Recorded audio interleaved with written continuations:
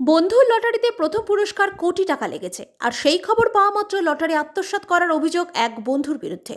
এমনই এক ঘটনার সাক্ষী থাকল পূর্ব বর্ধমান জেলার কেতুগ্রাম থানার অন্তর্গত শিরগ্রাম। 19 তারিখে 30 টাকা দিয়ে এক ঘর লটারি কাটেন কিরণ শেখ। তিনি কর্মসূত্রে কলকাতায় থাকেন। দুই বন্ধু মিলে 60 টাকা দিয়ে 2 ঘর লটারি কাটে। লটারি ফল প্রকাশিত হলে সহকর্মীর ফোন আসে, বলে যে লটারিতে 1000 টাকা ঘর লেগেছে। এই খবর পাওয়া মাত্রই কিরণ শেখ বলে, এতদিন ধরে লটারি কাটছি, এই লটারি কাটতে কাটতে সর্বশেষ হয়ে গেছি, আর তার পরিবর্তে লটারিতে মাত্র 1000 টাকার ঘর লেগেছে। তারপর তার সেই বন্ধু লটারি দেখবার নাম করে প্রথম পুরস্কার পাওয়া লটারি আত্মসাৎ করে তার সেই বন্ধু। যদিও তারপরে সেই লটারি বিক্রেতা কিরণ শেখকে ফোন করে বলে তার লটারিতে প্রথম পুরস্কার লেগেছে 1 কোটি। তার সেই খবর পাওয়া মাত্রই লটারিগুলি নিয়ে যায় সেই লটারি বিক্রেতার কাছে। সেখান থেকেই জানতে পারে তার প্রথম পুরস্কার পাওয়া লটারিটি এর মধ্যে নেই। এই খবর পাওয়া মাত্রই শোকস্তব্ধ হয়ে পড়েন কিরণ শেখ। তারপর তার মনে পড়ে এর আগে সেই তার বন্ধুকে লটারিগুলো দিয়েছিল দেখতে। এই নিয়ে কি বলছেন আসুন দেখে নেওয়া যাক। আপনি কত টাকা লটারি কেটে কোটিপতি হলেন? 30 টাকা লটারি কেটে কোটিপতি। কোথায় কেটেছিলেন টিকিটটা? ঝালগাছিতে, কলকাতা ঝালগাছি। যে আপনি কবে কেটেছিলেন টিকিটটা? টিকিটটা 19 তারিখ কেটেছিলাম।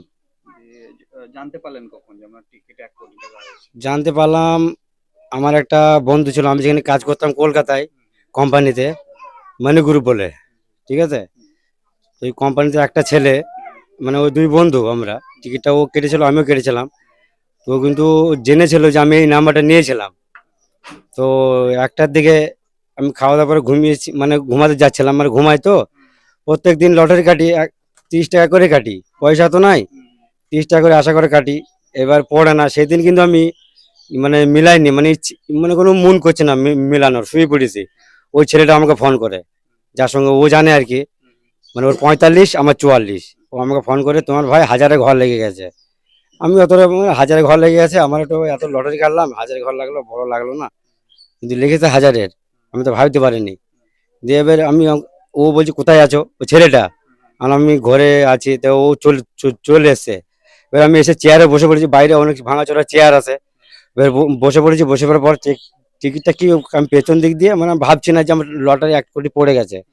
কিন্তু ও এসে একটা কিন্তু ছিঁড়ে নিয়ে চলে গেছে, আমি ভাবতে পারিনি, মানে বুঝতে পারিনি, ঠিক আছে। তারপর লটারি এজেন্ট আমাকে ফোন করে, বাবলুদা বলে, ঠিক আছে। তো ওই বাবলুদা বলছে, কিরণ দা আপনার লটারি লেগেছে? আমার বললাম, কই লটারি তো লাগেনি। হ্যাঁ, আমি নাম্বার তো মিলে গেছে।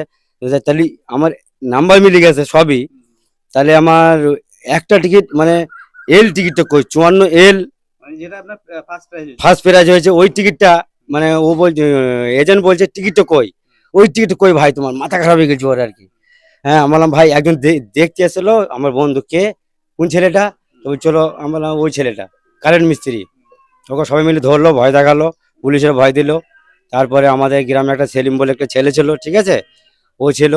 ও মানে ভয় দেখালো, তারপরে টিকিটটা কিছু টাকা আর কি, 1-1.5 লাখ টাকার মতো মানে দেওয়ার কথা হয়েছিল ওর সাথে, ঠিক আছে। যে তারপরে ও বের করে দিল। তারপরে কি কেউ দেবে 1-1.5 লাখ টাকা ওকে? যে টিকিটটা বের করে দেবে, ওকে দিতেই হবে, ওকে জেল খাটানোর দরকার ছিল হিসাব মতন। আপনার 1 কোটি পেয়েছে বলে ও টিকিটটা নিয়ে নিয়েছিল? নিয়ে নিয়েছিল, হ্যাঁ, যে জোর করে নেওয়া হয়েছিল টিকিটটা ওর কাছে। যে আপনি 1 কোটি পেয়ে কেমন লাগছে আপনার? স্কুটি পেয়ে ভালো ভালো লাগছে। আর হ্যাঁ, আমি তো ঘরের ভেতরে আমাকে ভরে দিয়েছিল লোক দেখে, এরা আমাদের গ্রামের লোক, ছেলেটা সেলিম বলে নাম। তো ও আমাকে বলছে, না মামু খবর খারাপ, তুমি ঘরে ঢুকো, 1 কোটি টাকার ব্যাপার, লোক সব এসে বলছে 1 লাখ নেবো, 2 লাখ নেবো। ওকে লেয়াই, টিকিটটা লেয়াই, এজেন্ট চলে এসছে, সব মানে বিশাল ব্যাপার, নিয়ে পালানোর মতো চেষ্টা আমাকে শুধু মনে হয়েছে। তার জন্য আমাকে ভরে দিয়েছিল ঘরের মধ্যে। ওখানে কি কাজ করতেন আপনি? রাজমিস্ত্রির কাজ করতাম। এখন আপনি কি রাজমিস্ত্রি কাজ কন্টিনিউ করবেন না অন্য কোনো ব্যবসা করবেন ভাবছেন? হ্যাঁ, আমি চেষ্টা করছি, ভাবছি হয়তো কোনো ব্যবসা ট্যাবসা যদি করতে পারি তো করবো, আপনার নাম কি? ছোট করে। আপনার নাম কি? আমার নাম কিরণ শেখ। আপনার বাড়ি 1 কোটি টাকা ফার্স্ট প্রাইজ। গ্রামবাসী হিসেবে তো ভালো লাগবেই। কিরণ খুব ভালো ছেলে। ও সেই ছোট থেকেই খাটাখাটনি করছে। মা মাকে নিয়ে যাও সংসার করছে, ছেলে পিলে হয়েছে। আমরা চাই এই টাকা নিয়ে কিরণ একটা আগামী যে প্রজন্ম, যে ভবিষ্যৎ, সঠিকভাবে সেটা চলে এবং বাড়িঘর করে যেন একটা নির্দিষ্ট জায়গায়, একটা সুখী জায়গায় একটা অবস্থান করে। এটাই আমরা চাই পাড়া হিসাবে, প্রতিবেশী হিসাবে বা গ্রামবাসী হিসাবে। আচ্ছা, অনেকজনের লটারি কেটে সর্বহারা হয়ে গেছে, তাদের উদ্দেশ্যে আপনি কি বলবেন? দেখুন, লটারিটা তো এক ভালো জিনিস নয়, লটারি একটা খুবই খারাপ জিনিস। তবে যার একটা কথা আছে, যদি থাকে নসিবে আপনা আপনি আসিবে, ওই কথাটি সত্য হলো কিরণ শেখের ক্ষেত্রে।